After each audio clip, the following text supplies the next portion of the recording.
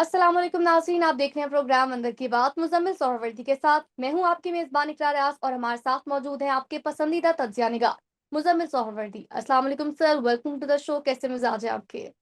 वालेकुम सलाम, बिल्कुल ठीक, आप सुनाएँ? मैं ठीक हूँ सर, और मुझे लग रहा है कि अब मुल्की हालात भी मस्बत राह की जानिब गामज़न हो चुके हैं। सबसे पहले बात करूँगी कि बानी पीटीआई को नाब तरमीम केस में वीडियो लिंक के ज़रिए दलाइल देने का मौका मिल गया है। अब वो लाइमलाइट में आ जाएँगे, उनको टीवी पर बराह रास्त दिखाया जाएगा। इस मुतालिक आप क्या कहेंगे? वैसे तो कहते हैं इश्क में इम्तहां और भी हैं, इस जहां से आगे जहां और भी हैं। इतना आसान नहीं है उनका वीडियो लिंक पर दलाइल देना, इंटरनेट भी खराब हो सकता है, वीडियो लिंक भी खराब हो सकता है और दलाइल के दरमियान बत्ती भी जा सकती है कि इतना आसान नहीं है कि वो दलाइल देने के लिए वहाँ 1 घंटा तकरीर के लिए अवेलेबल होंगे और वो फुल लाइव खिताब कर रहे होंगे। मुझे ऐसा मुमकिन नहीं नज़र आता है, बेशक सुप्रीम कोर्ट ने हुक्म दे दिया है, 2-4 पेशियाँ इसमें गुज़ारी जाएँगी और उसके लेकिन अगर ये भी मेरा सवाल है कि पाकिस्तान की तारीख में ये बताया जाए हमें कि कितने कैदियों को आज तक अपने मुकदमात में वीडियो लिंक से दलाइल देने की सहूलत सुप्रीम कोर्ट ने दी है इससे पहले। ज़रूर हमें बताया जाए कि इससे पहले कितने कैदियों को सज़ा याफ्ता मुल्ज़मान को, मुजरिमों को सुप्रीम कोर्ट में दलाइल देने के लिए वीडियो लिंक की सहूलत दी गई है ताकि हमें हमारे इल्म में इज़ाफ़ा हो सके कि इससे पहले 10, 20, 50, 100 इतने लोगों को आपने ये सहूलत दी है। और अगर आप ये सहूलत सिर्फ़ इमरान खान को देना चाहते हैं, तो ये गैर मामूली सहूलत है। क्योंकि ये पाकिस्तान की अदालती तारीख में इसका पहले वजूद नहीं है कि सज़ा याफ्ता मुजरमान को जेलों से वीडियो लिंक के ज़रिए नैब तरह एक दलाइल देने का मौका दिया जाए। वो अपना वकील रखें और वकील के ज़रिए दलाइल दे दें। ये कब से मेरा मतलब है मैं जानना चाहता हूँ कि इससे पहले पाकिस्तान की अदालती तारीख में सज़ा याफ्ता मुजरिमों को वीडियो लिंक के ज़रिए सुप्रीम कोर्ट से खिताब के कितने मौके दिए गए हैं, जो बानी पीटीआई को दिया जा रहा है। ज़रूर दें, हमें एतराज़ नहीं है, लेकिन वो इंसाफ़ दें जो सारे पाकिस्तान को अवेलेबल है। अगर आप ऐसा कोई इंसाफ उनको देना चाहते हैं जो पूरे पाकिस्तान को अवेलेबल नहीं है और सिर्फ उनके लिए है, तो वो ख़ास इंसाफ होगा, गैर मामूली इंसाफ होगा और वो यकसा निज़ाम इंसाफ की नफ़ी होगी। बस इतना मौक़िफ़ है हमारा। बाकी इस मुल्क की अदलिया चाहे ने पहले उन्हें जजेस गेट से बुलाया, मर्सिडीज़ से बुलाया, बुलाकर कहा गुड टू सी यू और फिर बाइज़्ज़त तौर पे मर्सिडीज़ में घर भेजा। तो यहाँ तो गुड टू सी यू भी रहा है, जजेस गेट से मुल्ज़िम आता भी रहा है और उसके बाद उसकी गैर मामूली ज़मानतें भी होती रही हैं सुप्रीम कोर्ट से। तो अगर अब भी सुप्रीम कोर्ट को उनके साथ गैर मामूली सलूक करना चाहता है और गैर मामूली इंसाफ की कोई नई मिसाल कायम करना चाहता है, तो उसमें रुकावट तो कोई नहीं है, सुप्रीम कोर्ट कर सकता है। पहले भी किए हैं, कोई सुप्रीम कोर्ट को रोक तो सकता नहीं। पाकिस्तान में कोई ऐसा आईन और कानून में ऐसी कोई शिक मौजूद नहीं है, जो सुप्रीम कोर्ट को किसी को गैर मामूली इंसाफ और किसी को गैर मामूली सहूलत देने से रोक सके। तो लिहाज़ा मेरा तो इतना ही है कि मैंने आज सारा दिन बहुत जानने की कोशिश की कि इससे पहले किसी सज़ा याफ्ता मुजरिम को जेल से वीडियो लिंक के ज़रिए सुप्रीम कोर्ट से खिताब करने का, दलाइल देने का मौका दिया गया है। मेरी तो रिसर्च में ये पहले पाकिस्तानी होंगे जिनको सुप्रीम कोर्ट ये मौका देगा, इससे पहले किसी को ये मौका नहीं दिया गया। सर, अब आगे बढ़ेंगे, एक और ख़त की बात करेंगे। जैसा कि मैंने बहुत पहले कहा था, ख़त-ओ-किताबत का सिलसिला शुरू हो चुका है। पता नहीं अब ये थमने का नाम लेगा या नहीं। असल बात की तरफ आएँगे, अब बताएँगे कि जस्टिस बाबर सत्तार ने ख़त लिखा है कि मुझे ऑडियो लीक से केस से पीछे हटने के लिए बहुत ज़्यादा दबाव डाला जा रहा है, और अटॉर्नी जनरल ने इस मुतालिक जवाब भी दिया है उनको। अंदर की बात क्या है? पहली बात तो ये है कि बाबर सत्तार साहब ने इस खत में वो नाम क्यों नहीं लिखा जो उन पर दबाव डाल रहा है? मतलब ये मुबहम से खत वो क्यों लिखते हैं? क्या सिर्फ़ मीडिया की अटेंशन लेने के लिए लिखते हैं? उनको लिखना चाहिए था कि फलाँ शख्स ने मुझ पर दबाव डाला है। और फिर देखें पाकिस्तान के आईन और कानून के तहत अगर किसी जज पर दबाव डले, तो वो चीफ जस्टिस को शिकायत नहीं लगाता। ये क्लास 2 का कोई बच्चा थोड़ी है, जो एकदम उठ के कहेगा मिस, मुझे फलाँ ने छेड़ा है, मिस उसने मुझे चुटकी काटी है, मिस वो मुझे तंग कर रहा है और वो शिकायत लगाने लग जाएगा चीफ जस्टिस को। जैसे चीफ जस्टिस क्लास का मॉनिटर है और वो फौरी तौर पे जिसने जिसने चुटकी काटी है उसको क्लास से निकाल देगा। ऐसा थोड़ी है बाबर सितार साहब, आप जज हैं इस्लामाबाद हाई कोर्ट के। आप पर किसी ने दबाव डाला है तो इसके खिलाफ एक्शन भी आपने ही लेना है। चीफ जस्टिस उस पर एक्शन नहीं ले सकता। आप पर किसी ने दबाव डाला है, आप उसको तौहीन अदालत का नोटिस दें, आप उसके ऊपर एफआईआर दर्ज कराएँ, आप उसको जेल भेज दें, आप उसकी ऐसी की तैसी फेर दें। ये जो खत लिखने आपने शुरू किए हैं, ये कौन से कानून में है कि आप चीफ जस्टिस को खत लिखेंगे, फिर चीफ जस्टिस उस खत को ऊपर क्या करेगा, एक तौहीन अदालत की कार्रवाई करेगा, वो तो आप खुद कर सकते हैं। पाकिस्तान के आईन और कानून ने ये इख्तियार आपको दिया है। आप क्या जो आप पर दबाव डाल रहा है उस पर तौहीन अदालत की कार्रवाई करते हुए आप डरते हैं, आपको खौफ है, लिहाज़ा आप चाहते हैं मैं तो नहीं करूँगा कोई और कर दे, आप खत में नाम भी नहीं लिखते उसका, कौन है वो शख्स? गुमनाम आदमी कौन है जिसने आपको कहा कि आप ये केस ना सुने? आपको चाहिए था उसको फौरी तौर पे तौहीन अदालत का नोटिस देते और पहली समाअत में जेल भेज देते और ना निकलने देते जेल से। बेल भी ना देते, अंदर रखते 6 महीने।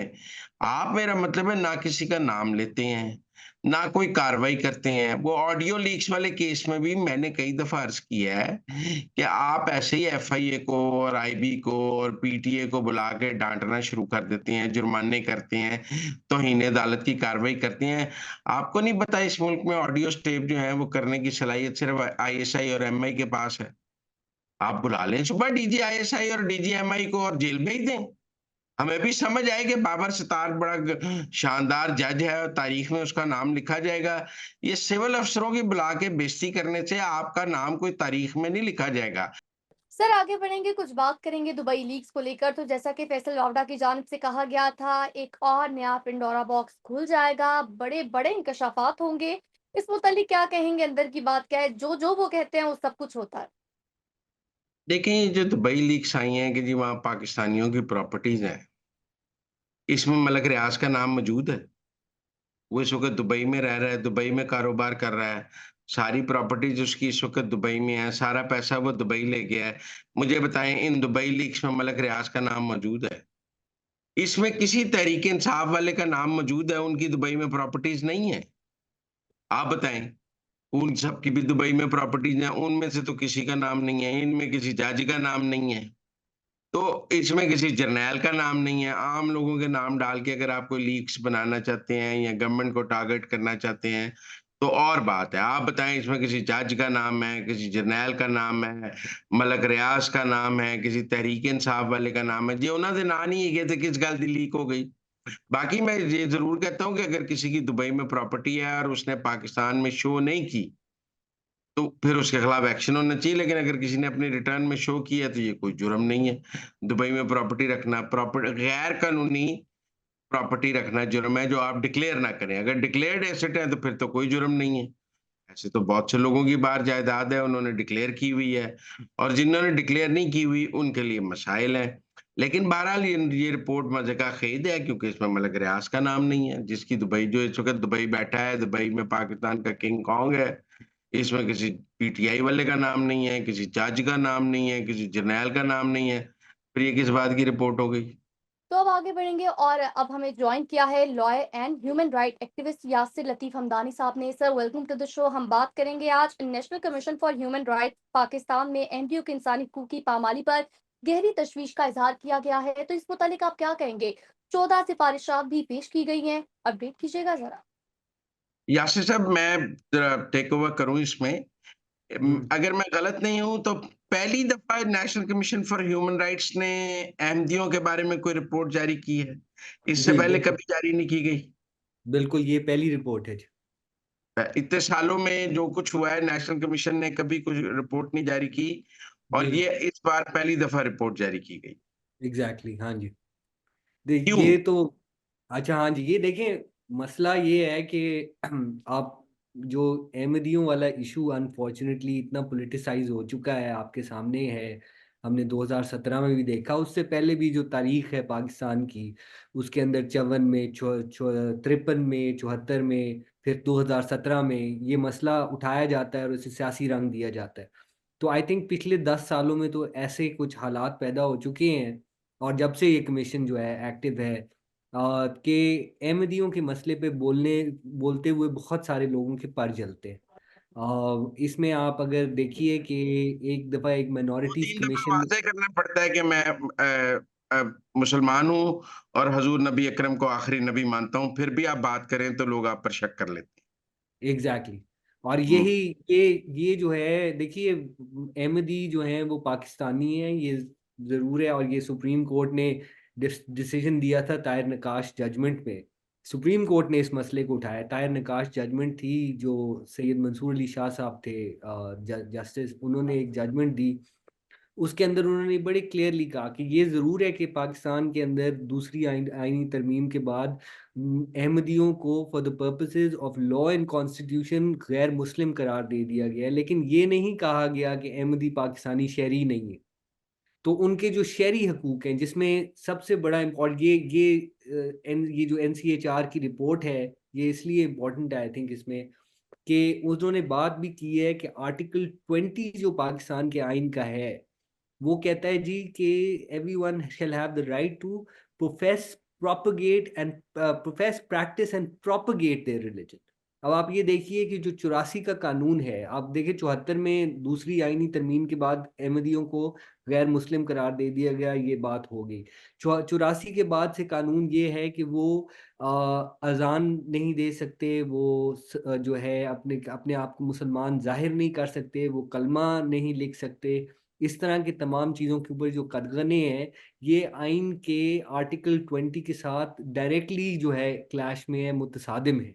तो आई थिंक ये जो चीज़ है, ये पहली दफ़ा रिकग्नाइज की है NCHR ने, जब उन्होंने कहा है कि इशात का भी देखिए, उसमें अगर आप देखें उन्होंने प्रोपगेशन की बात भी की है कि ये अहमदियों को ये राइट नहीं दिया जाता, हालांकि वो पाकिस्तानी शहरी हैं। तो ये राइट जो है आप देखिए, बेशक जो है अगर लोगों को ये फील होता है कि शायद उनके रिलीजन जो है, उनके मजहबी अकायद जो हैं वो ख़तरे में पड़ रहे हैं, वो बिल्कुल दुरुस्त बात होगी।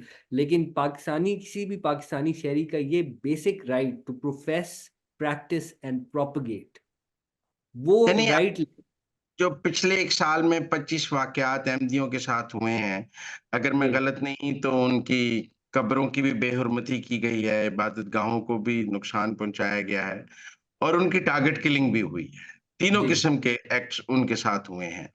तो इस कमीशन ने जो रिपोर्ट में इन तमाम वाक़यात का अहाता किया है। जी, बिल्कुल अहाता भी किया है। और इसमें उन्होंने ये भी देखें, मैं ख़ासकर इबादत गाहों वाली, इसके अलावा एक और जो वाक़या होता रहा है, जो कि एक नया ट्रेंड है पिछले 2-3 साल से, जो देखा जा रहा है कि अहमदियों को ईद उल अज़हा पे कुर्बानी नहीं करने दी जाती। उनको उसके ऊपर जेल में डाल दिया जाता है और उनके खिलाफ एक कैंपेन की जाती है। हालाँकि जो हमारा कानून है, तमाम तर उसके बावजूद जो हमारा कानून है, वो ये उनको इजाज़त देता है कि वो अपनी चारदीवारी के अंदर, अपनी इबादतगाह की चारदीवारी के अंदर, चूँकि हम इबादतगाह को वो मस्जिद नहीं कह सकते, इबादतगाह कहते हैं।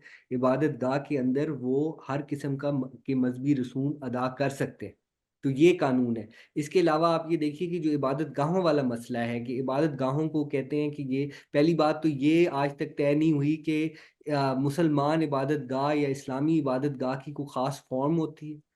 तो क्या वो फ़ॉर्म मीनार और जो है मेहराब की होती है? तो उस सूरत हाल में अगर आप खाना काबा को देखिए, तो उसमें तो खाना काबा में तो दोनों नहीं हैं।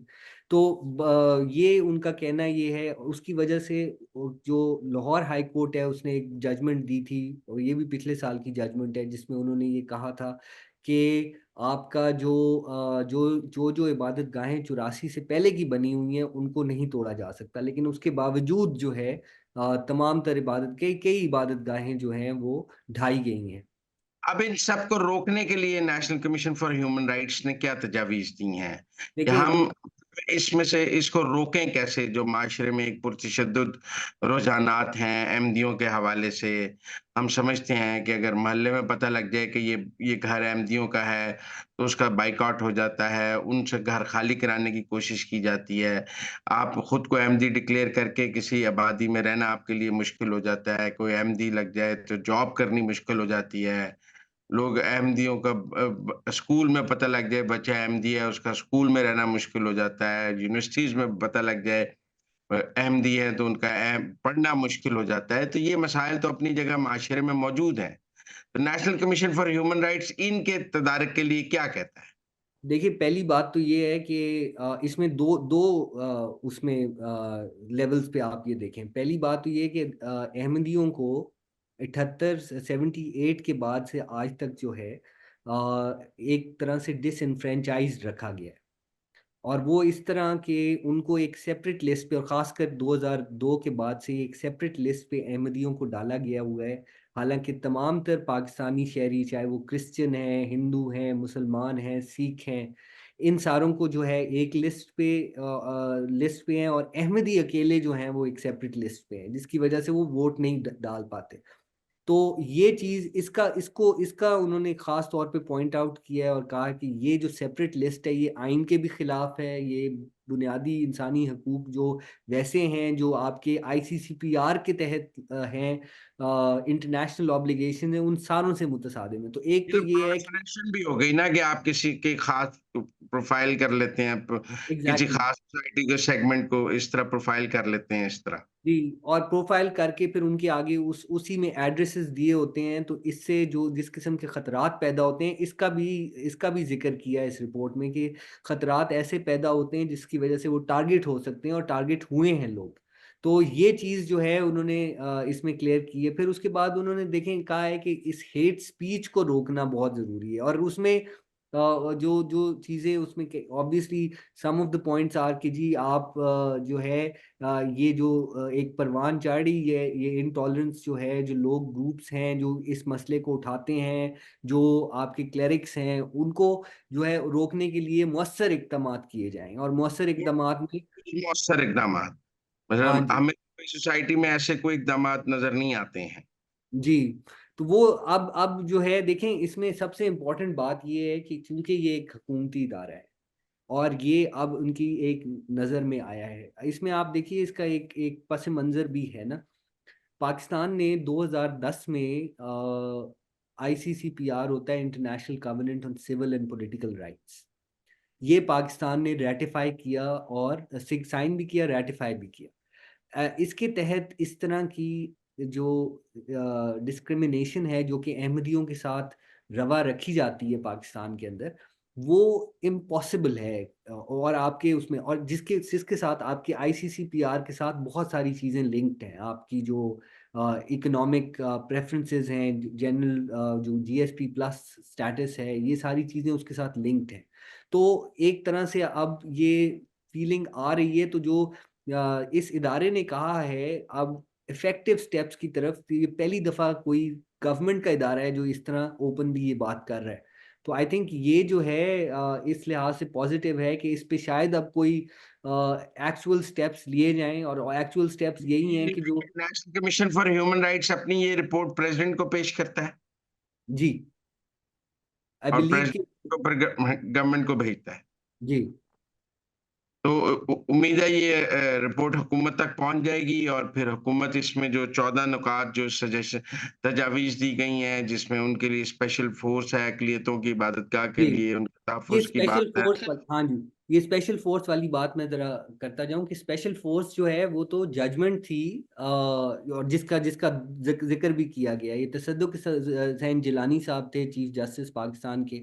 उन्होंने 2014 में एक लैंडमार्क जजमेंट दी थी जिसका नाम था माइनॉरिटीज़, जिसे उर्फ़ आम में माइनॉरिटीज़ जजमेंट कहा जाता है। उसके अंदर उन्होंने कहा था कि माइनॉरिटी प्लेसेस ऑफ वर्शिप, और उनकी जो इबादत गाहें, और इसके अलावा जो उनके वैसे भी हैं, उसके तहफ़्फ़ुज़ के लिए एक फ़ोर्स होनी चाहिए जो उनको प्रोटेक्ट करे, जो कि सेंसिटाइज़्ड हो। तो देखिए, अभी तो मसला ये है कि वो सेंसिटिविटी लेवल ही नहीं है, वो ट्रेनिंग ही नहीं है हमारी जो लॉ एनफोर्समेंट एजेंसीज़ अब के। तो आप इबादतगाहों की बात कर रहे हैं, उनके ग्रेवयार्ड्स भी इनसिक्योर हैं। Exactly, so all communal properties, but ये आप देखिए कि ये एक नया मसला है। इबादत गाहें तो एक तरफ, और आप ये देखिए कुछ जगह पे तो ये हुआ है, पहले तो सिर्फ़ ये था कि कत्बे वग़ैरह तोड़ते थे, अब तो लाशों को बाहर निकालने का भी सिलसिला चढ़ पड़ा है। जो ये चीज़ें हैं जिसको इफ़ेक्टिव स्टेप देखिए क्या हो सकता है? इफ़ेक्टिव स्टेप ये हो सकता है कि आप इंश्योर करें कि जो आपका जो क्लेरिक है, जो आपका इमाम मस्जिद है, जो वो इस किस्म की हेट स्पीच या इस किस्म की जो है वो ना करे, तकारीर इस तरह मुश्तैल करने वाली तकारीर ना करे, ताकि जो है, और ये इस चीज़ को रोकने के लिए रियासत को, देखिए रियासत अपने आप को एक इस्लामी जमहूरिया कहती है। तो रियासत अगर ये समझती है, तो रियासत के पास ये कंट्रोल भी है। ये देखिए ना, हमने ये रियासत के पास बहरहाल ये मैं आपसे एग्री करता हूँ इस बात पर कि पाकिस्तान में अक़लियतों के हकूक़ जो हैं, उनका तहफ़्फ़ुज़ जो है रियासत की ज़िम्मेदारी है और अहमदियों के हकूक़ का तहफ़्फ़ुज़ भी रियासत की ज़िम्मेदारी है और हम इस ज़िम्मेदारी से बरी-ओ-ज़िम्मा नहीं हो सकते। यासिर हमदानी साहब, हमें जॉइन करने के लिए बहुत शुक्रिया। It was nice talking to you.